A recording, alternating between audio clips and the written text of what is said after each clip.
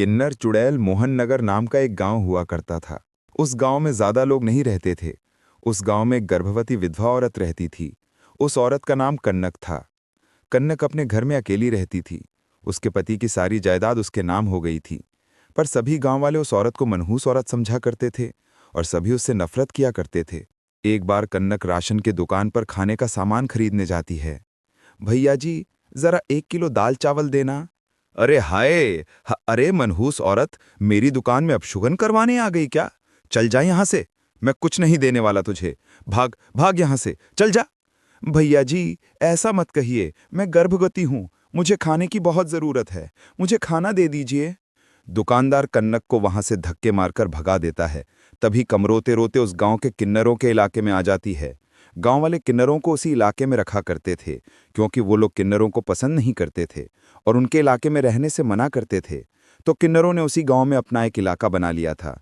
जब किन्नर लोग देखते हैं कि एक गर्भवती महिला रोते रोते उनके इलाके में आ गई है, तो सारे किन्नर किन्नक के पास जाकर उसका हाल पूछने लगते हैं। क्या हुआ बहन, तुम्हारी गर्भवती अवस्था में इतनी बुरी हालत कैसे? तुम रो क्यों रही हो?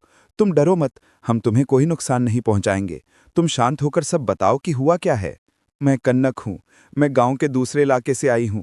2 महीने पहले ही मेरे पति की मौत हुई है। मुझे गांव के लोग मनहूस मानते हैं, क्योंकि मैं विधवा हूं और गर्भवती भी। वहां के लोग मुझे खाने के लिए कुछ बेचने के लिए भी तैयार नहीं, जिससे मेरा गुजारा नहीं हो रहा था। कोई बात नहीं कमला, हम तुम्हारा ख्याल रखेंगे। किन्नर लोग कमला को एक खाली घर में रहने के लिए जगह दे देते हैं और उसकी देखभाल भी करते हैं। कुछ ही महीने बाद कन्नक अपने बच्चे को जन्म देती है, पर अफसोस कन्नक बच्चे को जन्म देते ही अपनी जान गंवा देती है। जब सब किन्नर बच्चे को देखते हैं तो बहुत खुश हो जाते हैं, क्योंकि वो बच्चा भी किन्नर ही था। कन्नक ने एक किन्नर बच्चे को जन्म दिया था। अब इस बच्चे की देखभाल कौन करेगा? हम तो इस बच्चे को गांव के दूसरे इलाके में भी नहीं भेज सकते। अरे तो क्या हुआ, इस बच्चे की मां नहीं रही तो हम इसे पाल लेंगे। अब ये हमारे इलाके में रहेगा, हमारे साथ रहेगा। फिर वो किन्नर उस किन्नर बच्चे को गोद ले लेते हैं, उसका नामकरण कराते हैं। उस किन्नर बच्चे का नाम शकुंतला रखा जाता है। देखते ही देखते शकुंतला बड़ी होने लगती है। उसके रंग रूप बहुत सुंदर थे, वो बहुत सुंदर किन्नर दिखती है। एक दिन शकुंतला किन्नर से पूछती है, माँ जी, सुनिए ना, ये गांव के दूसरे इलाके में भी तो लोग रहते हैं, तो हम वहां क्यों नहीं जाते? हमसे अलग क्यों रहते हैं? शकुन, क्योंकि वो लोग हमारे जैसे नहीं, वो लोग हमें पसंद नहीं करते, इसीलिए हम उनसे अलग रहते हैं। क्यों? वो हमें क्यों पसंद नहीं करते? मुझे एक बार उस इलाके में जाना है, मैं एक बार वहां जाकर घूम कर आऊं।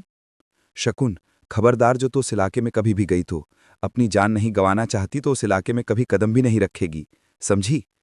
इतना कहकर वो किन्नर वहां से चली जाती है। शकुंतला उस किन्नर की बात सुनकर बहुत रोती है। माँ जी, ऐसा कैसे कह सकती हैं? उन्होंने इतनी सी बात के लिए मुझे इतना डांटा। अब तो मैं उस इलाके में जरूर जाऊंगी।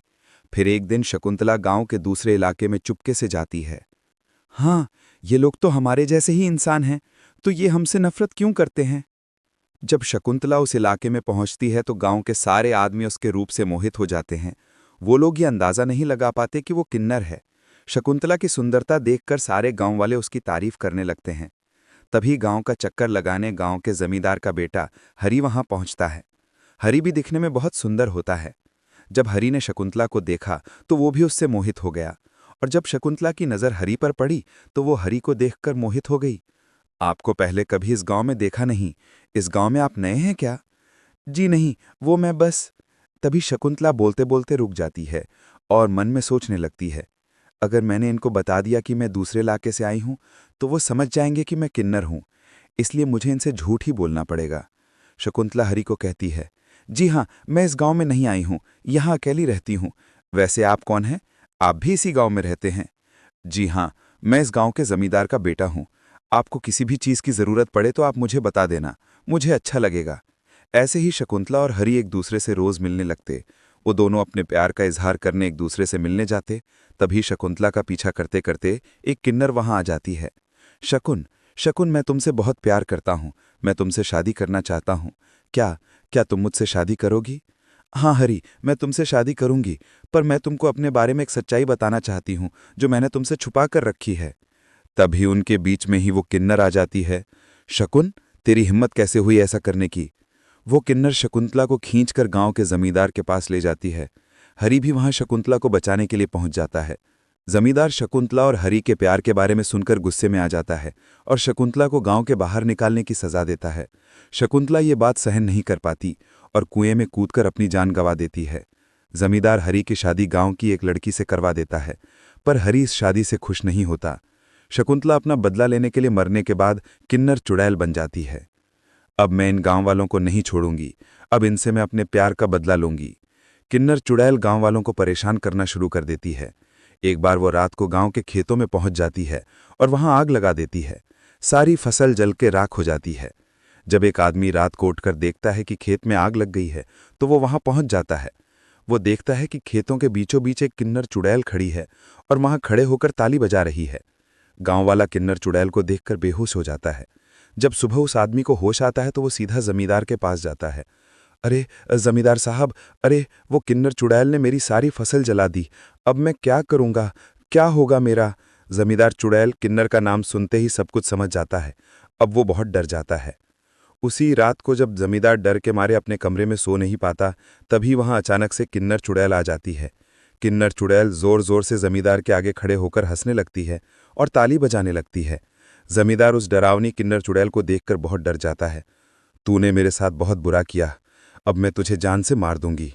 नहीं नहीं नहीं नहीं नहीं, मुझे माफ़ कर दो मुझे मत मारो। मैं कभी ऐसा दोबारा नहीं करूंगा। अब तुम जो बोलोगी वो मैं करूंगा, पर मुझे जाने दो प्लीज़। तब वो किन्नर चुड़ैल वहां से चली जाती है।